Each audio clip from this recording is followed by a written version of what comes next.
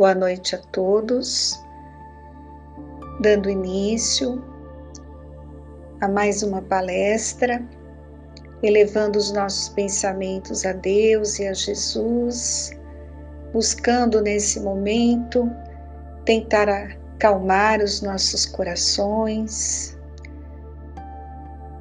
estarmos ali receptivos, sentindo a presença dos benfeitores amigos, sempre ao nosso lado. Tenhamos a certeza que nada acontece sem a permissão de Deus, nosso Pai. Tudo tem uma razão de ser. A vida aqui na Terra nos traz uma série de aprendizados. E nesse momento, é mais uma situação que vem para que observemos muitas coisas.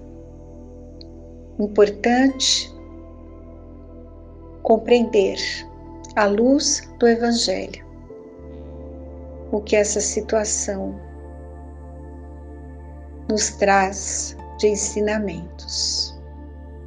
Fica aqui a nossa gratidão a Deus pelo auxílio que temos a certeza que recebemos e pedimos, Senhor, que a nossa prece, humilde prece, possa chegar a todos os corações que sofrem, aos que estão desencarnando, retornando à pátria espiritual, aos que estão doentes, por aqueles que estão nas ruas abandonados.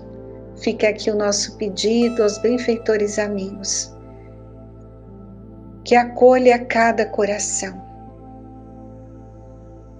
e que sigamos em paz fazendo a nossa parte, nesse momento em que tantos precisam de ajuda.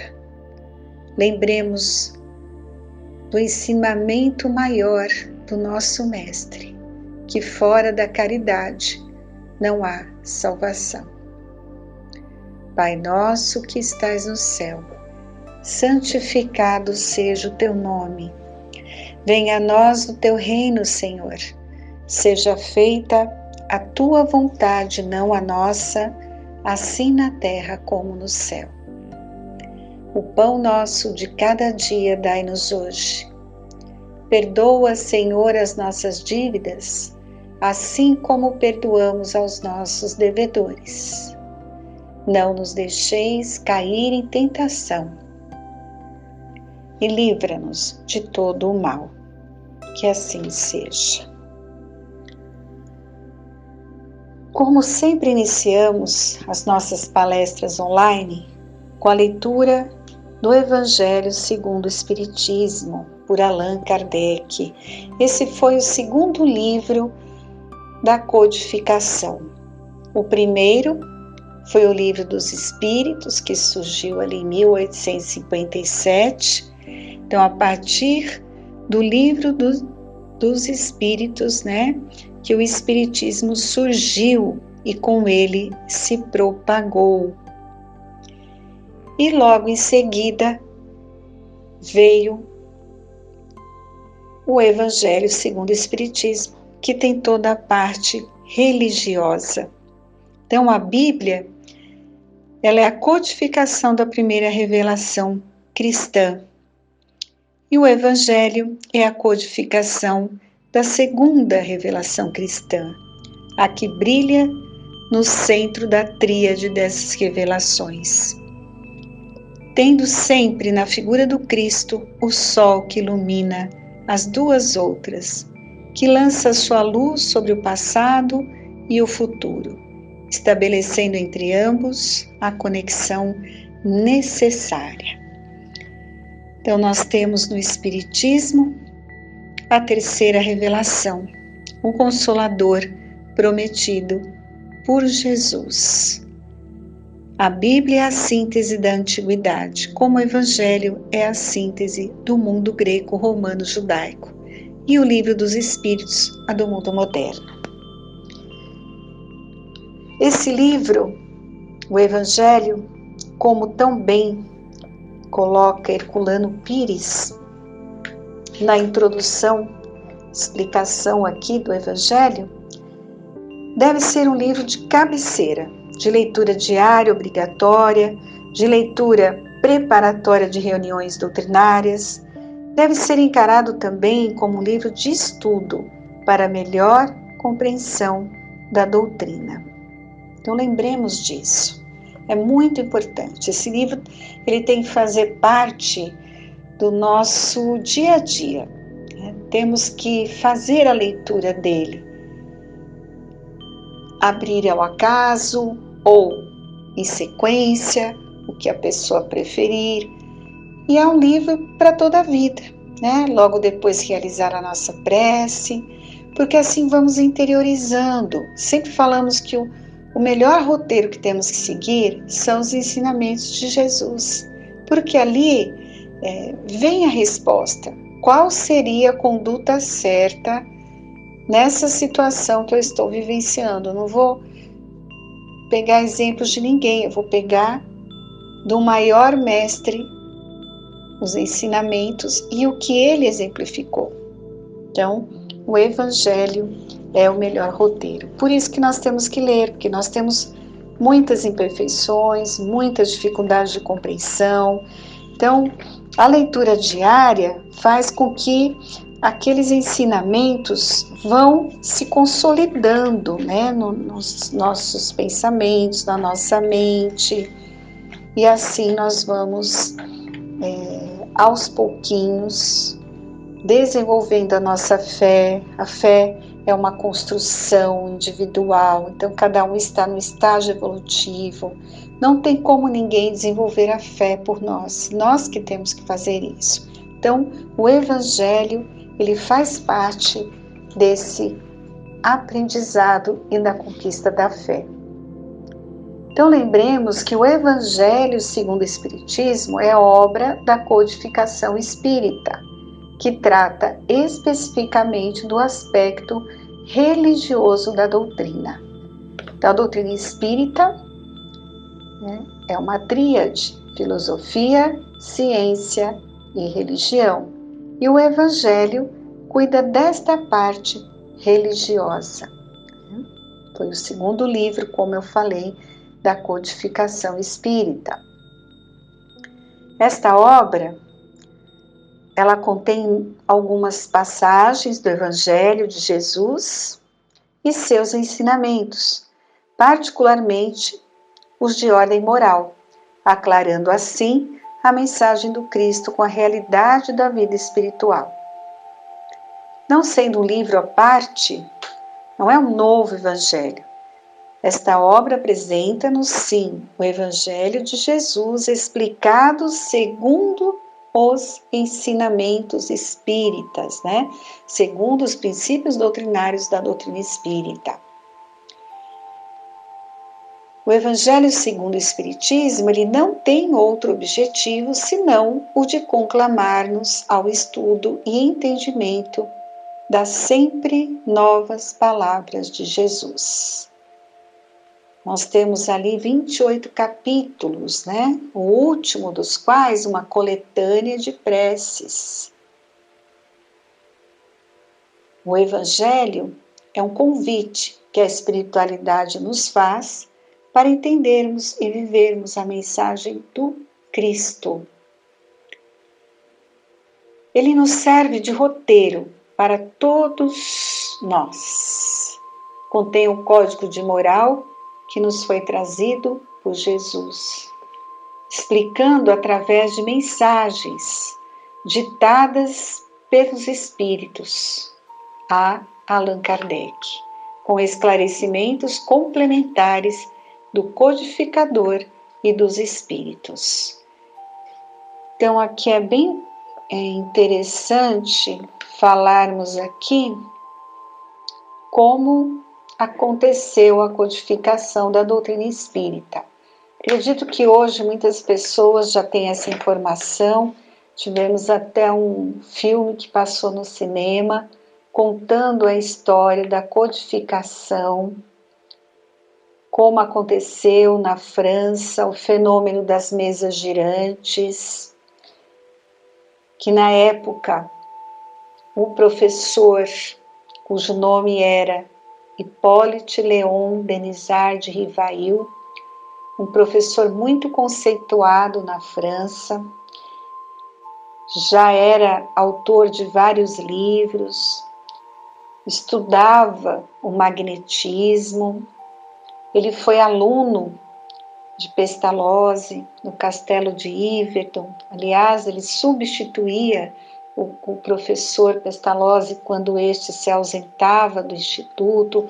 Então era ali um professor muito conceituado, muito inteligente, uma bagagem intelectual muito grande, que vivia, né, naquela época, naquele momento, e ele ouviu falar das mesas girantes. A princípio não deu muita importância, mas depois de tanto insistir, ele conheceu, e aí que começou toda a história no livro. E nós temos o livro que conta e também o filme. Quem não assistiu, assista, né? Vai entender todo o processo. E ele começou a estudar e chegou à conclusão de que ali havia algo além da matéria. E foi assim que começaram as comunicações, os estudos. Então, este professor foi o que estudou, recebeu ali, através de vários médios na época, todas as informações, organizou todo o material, ele fazia perguntas, tudo para confirmar as informações. Então não foi ele que escreveu, né? Ele codificou, ele organizou todo o material e assinou a obra com o nome de Allan Kardec. Ele não poderia assinar, né, uma obra que não era dele, vieram dos espíritos superiores. Logo ali no livro dos espíritos nós temos o item prolegômenos, né, que significa uma introdução longa, que nos fala ali que esses ensinamentos vieram de uma equipe, né, uma pleiade de espíritos superiores, chefiadas pelo Espírito de verdade. Chegaram através de médiuns na época, então não eram ensinamentos dele, e também para não confundir, porque ele havia outros livros, muito material editado, né? Então foi sugerido que ele assinasse a obra com o nome de Allan Kardec, que foi um nome, segundo a espiritualidade lhe informou, que ele teve em encarnações antes de Cristo ali como um druida, um sacerdote druida. Então por isso do nome Allan Kardec. Por falta de maturidade não conseguimos, né, quando da vinda de Jesus, assimilar todos os seus ensinamentos. Então, ele mesmo, nosso mestre, nos prometeu que nos mandaria outro Consolador para reavivar no coração do homem tudo o que já havia ensinado. Quando Jesus esteve aqui na Terra, ele ensinou por meio de parábolas, de histórias, de acordo com o entendimento, né, das pessoas que viviam naquela época. Mas ele prometeu que assim que fosse possível, ele enviaria o Consolador prometido para reavivar, né, para aclarar os seus ensinamentos. E hoje nós já temos estudos, muitos estudiosos na parte filosófica, religiosa, confirmaram realmente que a doutrina espírita é a terceira revelação prometida por Jesus. Não tem nada que foge dos seus ensinamentos, né? O Evangelho aí está comprovando tudo isso. Então, através do Evangelho segundo o Espiritismo, que aclara muito dos textos, das colocações que nos pareciam obscuros, encontramos a oportunidade de aprender o que não nos foi possível há 2 milênios atrás. Então, por isso que é de grande importância a leitura desse livro, porque é assim que nós vamos, na realidade, continuar estudando tudo aquilo que Jesus nos deixou há mais de 2000 anos. Somos espíritos milenares e já tivemos contato com essas informações, mas a grande maioria de nós não demos o devido valor, não interiorizamos, até se utilizamos de tudo isso até para se aproveitar. Então, estamos ainda num estágio evolutivo em termos de conhecimento do Evangelho, da nossa fé, ainda muito inferior. Não é por acaso que chegamos à doutrina espírita, que estamos tendo acesso a essa terceira revelação, então aproveitemos, não vamos deixar passar essa oportunidade. Estudem esse livro, que é o código para uma vida equilibrada. Ele começa no capítulo 1, justamente falando de Moisés, do Cristo e do Espiritismo. Então, são as 3 revelações. A lei do Antigo Testamento está personificada em Moisés. A do Novo Testamento em Cristo. E o Espiritismo é a terceira revelação da lei de Deus. O Espiritismo é, portanto, obra do Cristo, que o preside, assim como preside ao que igualmente anunciou, a regeneração que se opera e que prepara o reino de Deus sobre a terra, né? E ele segue nos trazendo ali várias passagens do Novo Testamento. Meu reino não é desse mundo, há muitas moradas na casa do meu Pai, ninguém pode ver o reino de Deus se não nascer de novo. Bem-aventurados os aflitos, bem-aventurados os pobres de espírito. Amar o próximo como a si mesmo. Amai os vossos inimigos. Honra teu pai e a tua mãe. Fora da caridade não há salvação. Enfim, ensinamentos que foram colocados por Jesus. E no final nós temos o capítulo 27 e o 28, que é o último capítulo. Primeiramente, ele fala da prece, é o pedir e obtereis.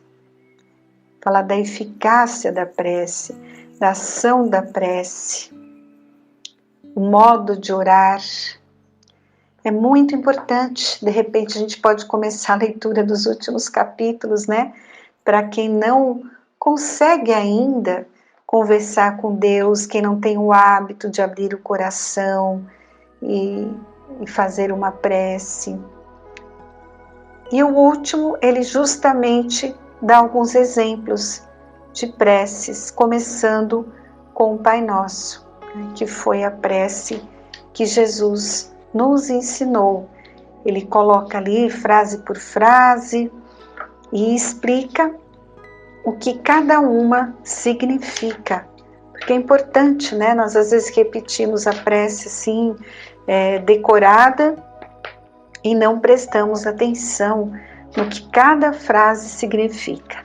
Então, ele inicia logo esse capítulo, ele coloca o nome de oração dominical, falando que de todas as preces é a que eles consideram em primeiro lugar, porque vem do próprio Jesus e é o mais perfeito modelo de concisão. É uma obra-prima da sublimidade, na sua simplicidade, porque nessa prece do Pai Nosso ela resume todos os deveres do homem para com Deus. para consigo mesmo e para com o próximo. Então é muito interessante ler aqui cada frase, o significado, e a única prece decorada assim que utilizamos frequentemente na casa espírita. Geralmente nós fazemos muito a prece espontânea, né, com as palavras que nos vêm naquele momento do nosso coração. E a prece espontânea, sincera, ela é muito importante, porque sai ali do nosso coração, né? Porque como ele no Evangelho mesmo fala, não é necessário muitas palavras, mas sim o sentimento que você coloca em cada uma. Então, eu quis hoje conversar um pouquinho com vocês sobre a importância desse livro. E é esse o motivo que a espiritualidade amiga nos orienta sempre. Estude, leia o Evangelho, né? E nas nossas reuniões, nos nossos estudos, palestras, tratamentos, é o nosso livro ali que seguimos, o nosso melhor roteiro. Então, agradecer a Deus a oportunidade, vamos dar continuidade à nossa palestra com o companheiro Roberto. Boa noite a todos.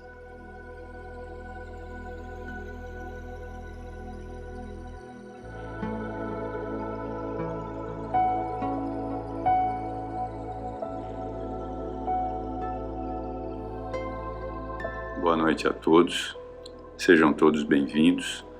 Vamos dar continuidade aos trabalhos desta noite.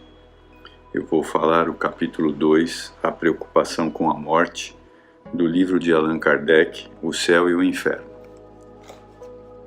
Causas da preocupação com a morte. O homem, em qualquer situação social, desde o estado da selvageria, tem o pressentimento inato do futuro. Sua intuição lhe diz que a morte não é apenas uma fase da existência e que aqueles que choramos não estão perdidos para sempre. A crença no futuro é intuitiva e infinitamente mais generalizada do que a ideia do nada. Como se explica, entretanto, que entre os que acreditam na imortalidade da alma ainda se encontrem tomando aspectos as coisas terrenas e tão grande preocupação com a morte. A preocupação com a morte é determinada pela sabedoria da providência e uma consequência do instinto de conservação comum a todos os seres vivos. É necessária enquanto o homem não tiver esclarecido a respeito da vida futura, como um contrapeso ao arrastamento que, sem esse freio, o levaria a deixar prematuramente a vida terrena e a negligenciar o seu trabalho neste mundo, que deve servir para o seu próprio adiantamento. É por isso que entre os povos primitivos, o futuro aparece apenas como vaga intuição, tornando-se mais tarde uma simples esperança e finalmente se transformando em certeza. Mas, ainda assim contrabalançada por um secreto apego à vida corporal. À medida em que o homem compreende melhor a vida futura, a preocupação com a morte diminui. Mas, ao mesmo tempo, compreendendo melhor a sua missão na Terra, espera o seu fim com mais calma, resignação e sem medo. A certeza da vida futura dá novo curso às suas ideias e outra finalidade aos seus trabalhos. Antes de ter essa certeza, ele só trabalha com vistas à presente vida. Com esta certeza, ele trabalha com vistas ao futuro sem negligenciar o presente. Porque sabe que o seu futuro depende da orientação mais ou menos boa que der ao presente. A certeza de reencontrar seus amigos após a morte, de continuar as relações que tinha na Terra, de não perder o fruto de nenhum de seus trabalhos, de crescer sem cessar em negligência e perfeição, lhe dá a paciência de esperar e a coragem de suportar as fadigas passageiras da vida terrena.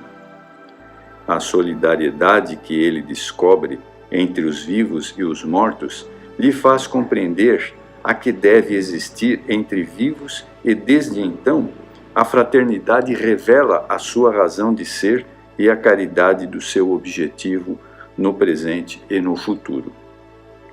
Para escapar às preocupações da morte, ele precisa encarar a esta no seu verdadeiro sentido, penetrar pelo pensamento no mundo espiritual e fazer sobre ele uma ideia tão exata quanto possível, a que denota no espírito encarnado um certo desenvolvimento e uma certa aptidão para se libertar da matéria.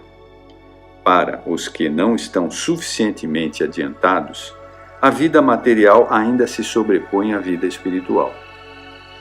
Apegando-se ao exterior, o homem só vê a vida do corpo, quando-se a vida real é a da alma. O corpo estando privado de vida, tudo lhe parece perdido e ele se desespera. Se, em lugar de concentrar o seu pensamento nas vestes exteriores, ele o dirigisse para a verdadeira fonte da vida, para a alma, ser real que sobrevive a tudo, lamentaria menos o corpo, fonte de tantas misérias e dores. Mas para isso necessita de um esforço que o espírito só adquire amadurecendo. A preocupação com a morte está ligada à insuficiência de noções sobre a vida futura. Por isso, quanto mais ela se liga à necessidade de viver, mais aumenta o temor da destruição do corpo como fim de tudo. Ela é assim provocada pelo secreto desejo de sobrevivência da alma, ainda velada pela incerteza. A preocupação se enfraquece à medida que se desenvolve a certeza e desaparece por completo quando esta se firma. Eis o lado providencial da questão. Seria prudente não perturbar o homem, cuja razão ainda não esteja suficientemente forte para suportar a perspectiva demasiado positiva e sedutora de um futuro que poderia levá-lo a negligenciar o presente, necessário ao seu progresso material e intelectual. A essa situação é mantida e prolongada por causas puramente humanas que desaparecerão com o progresso. A primeira é o aspecto sobre o qual se apresenta a vida futura. Aspectos que poderia bastar para inteligências pouco avançadas, mas não poderia satisfazer as exigências racionais de homens de reflexão. Desde que nos apresentam, dizem estes, com verdades absolutas, princípios contraditos pela lógica e pelos dados positivos da ciência, é que não são verdadeiras. Daí resulta a incredulidade de alguns, e para grande número a crença duvidosa. A vida futura é para eles uma vaga ideia, antes uma probabilidade do que uma certeza. Eles desejariam crer, quereriam que fosse verdade e malgrado isso dizem a si mesmos. Mas, se não for assim, o presente é positivo. Ocupemo-nos primeiro dele, o futuro virá por acréscimo. E depois dizem ainda o que é na verdade uma alma, um ponto, um átomo, uma centelha, uma flama. Como ela ouve, como vê, como percebe. A alma não é para eles uma realidade positiva. É uma abstração. Os seus seres queridos, reduzidos à condição de átomos no seu pensamento, estão, por assim dizer, perdidos para eles, não tendo mais, aos seus olhos, as qualidades que o faziam amados. Não podem compreender que o amor de uma centelha, nem o que se pudesse ter por ela, e eles mesmos não se sentem satisfeitos. Daí o seu retorno ao positivismo da vida terrena, que lhes oferece alguma coisa mais substancial, é considerável o número dos que são dominados por esses pensamentos. Outra razão que amarra as coisas terrenas, até mesmo as pessoas que acreditam firmemente na vida futura, liga-se à impressão que conservam de ensinamentos recebidos na infância. O quadro apresentado pela religião, a esse respeito, temos de convir que é muito sedutor nem consolador. Se um lado vemos as contorções dos danados que espiam nas torturas e nas chamas sem fim os seus erros passageiros, para eles os séculos sucedem aos séculos sem esperança de abrandamento nem de piedade. E, o que é ainda mais impiedoso, para eles o arrependimento é ineficaz.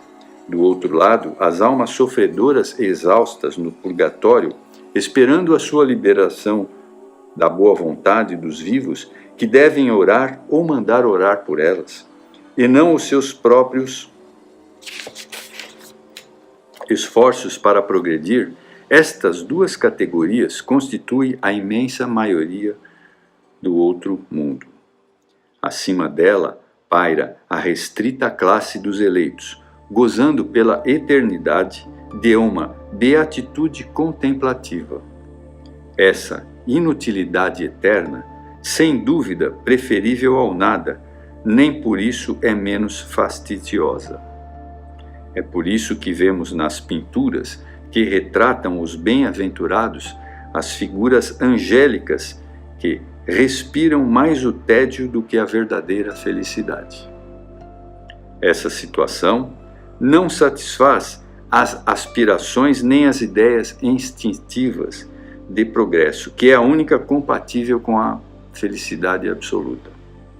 É difícil conceber que o selvagem e o ignorante, de senso obtuso, somente por haverem recebido o batismo, sejam colocados no mesmo nível daquele que chegou ao mais elevado grau da sabedoria e da moral, após longos anos de trabalho.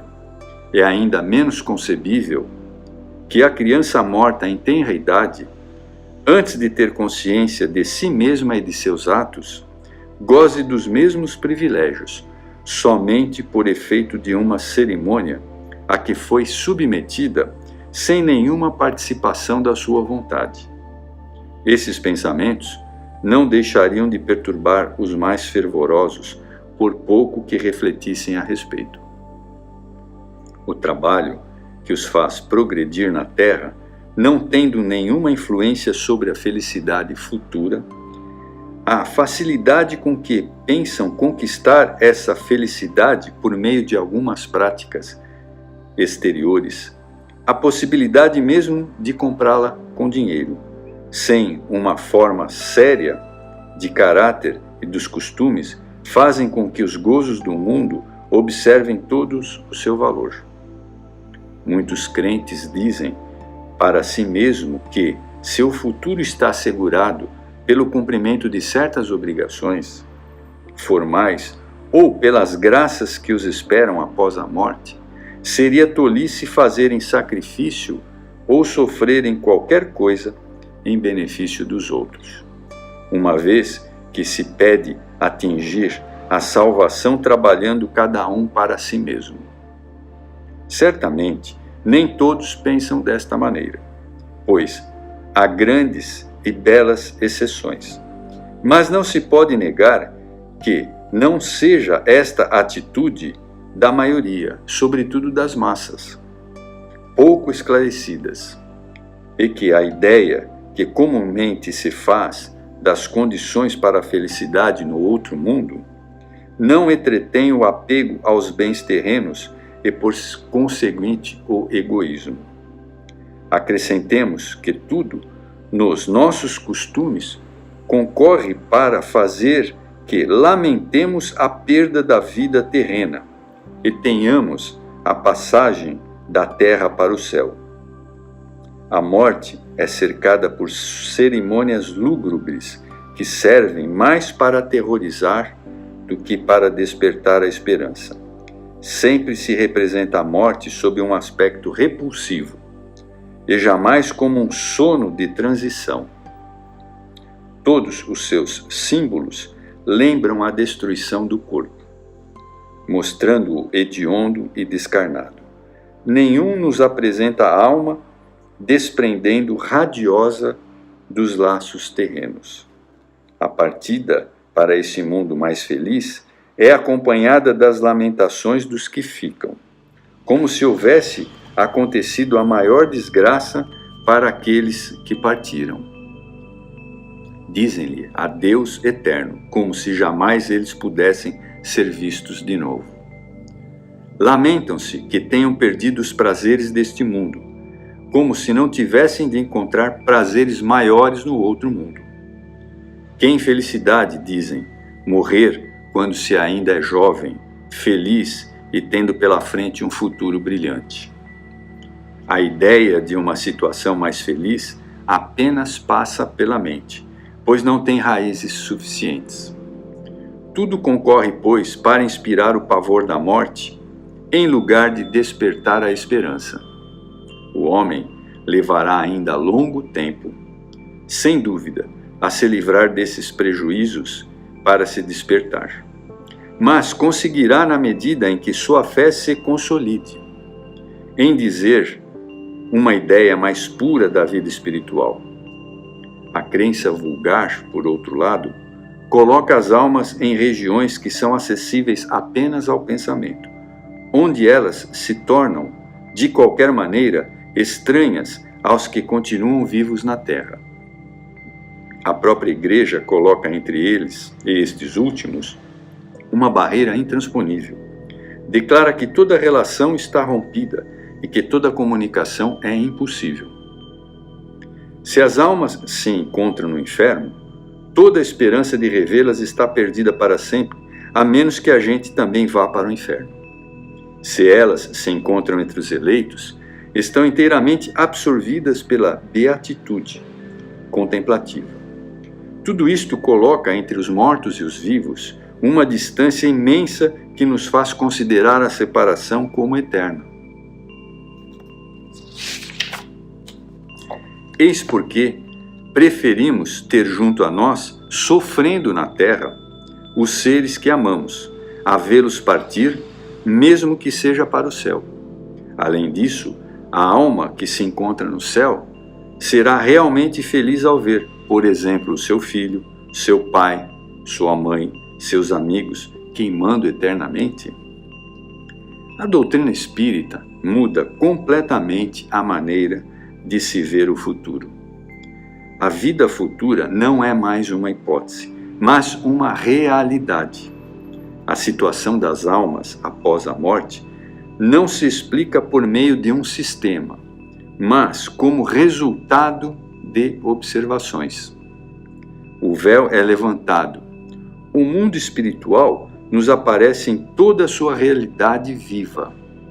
Não foram os homens que o descobriram através de uma concepção engenhosa, mas os próprios habitantes deste mundo que vieram nos descrever a sua situação. Vemo-nos ali em todos os graus na escala espiritual, em todas as fases da ventura e da desgraça. Assistimos a todas as peripécias da vida de além-túmulo. Está nisso a causa da seriedade com que os espíritas encaram a morte, da calma dos seus derradeiros instantes na terra. Os que sustentam não é somente a esperança, mas a certeza. Sabem que a vida futura não é mais a continuação da vida presente em melhores condições e esperam com a mesma confiança com que aguardam o nascimento do sol depois de uma noite tempestuosa. Os motivos desta confiança estão nos fatos que testemunharam e na concordância desses fatos com a lógica, com a justiça e a bondade de Deus e com as aspirações mais profundas do homem. Para os espíritos, a alma não é mais uma abstração. Ela possui um corpo etéreo que a torna um ser definido, que podemos conceber pelo pensamento. Isto é suficiente para nos esclarecer quanto à sua individualidade, suas aptidões e suas percepções, A lembrança daqueles que nos são caros repousa assim sobre algo real. Não os representamos mais como chamas fugitivas que nada dizem ao nosso pensamento, mas como formas concretas que nolo representa melhor como seres vivos. Além disso, em lugar de estarem perdidos nas profundezas do espaço, estão ao nosso redor. O mundo corpóreo e o mundo espiritual estão em constantes relações e mutuamente se assistem. A dúvida sobre o futuro, já não tendo mais lugar, a preocupação com a morte deixa de ter razão. Esperamo-la tranquilamente como uma libertação, como a porta da vida e não como a do nada. Bem, depois de ler esse texto, fazemos uma reflexão. Podemos entender que a grande maioria ainda tem medo da morte, quer pelo apelo material, quer pela falta de informação sobre a vida espiritual. Mas existem muitos espíritas que ainda temem a morte, necessitam exercitar mais a fé e a confiança nos mentores que nos inspiram e permanecem sempre velando por nós. A morte para nós deve significar a libertação para o verdadeiro mundo onde habitamos, pela eternidade onde poderemos rever aqueles que se foram antes de nós, e poderemos velar por aqueles que amamos e que ficaram em suas jornadas terrenas. Para nós, conhecemos e exercitamos a doutrina dos Espíritos, esta passagem será maneira de retornarmos a antigos planejamentos que, devido à encarnação, ficaram adormecidos. O reencontro com antigas afinidades que tanto bem nos fazem. Reencontro com amores antigos, novas oportunidades de estudo e aprendizado. Por fim, estaremos rodeados de amizades sinceras e vivendo o mundo real, onde a ilusão do materialismo não existe. Bem, muito obrigado a vocês. Vamos finalizar este trabalho agradecendo a todos, aos mentores, a Deus, a Jesus, ao Frei Fabiano, e vamos encerrar com a oração que Jesus nos ensinou. Pai nosso, que estais nos céus, santificado seja o vosso nome. Venha a nós o teu reino, seja feita a tua vontade, assim na terra como no céu. Pão nosso de cada dia nos dai hoje.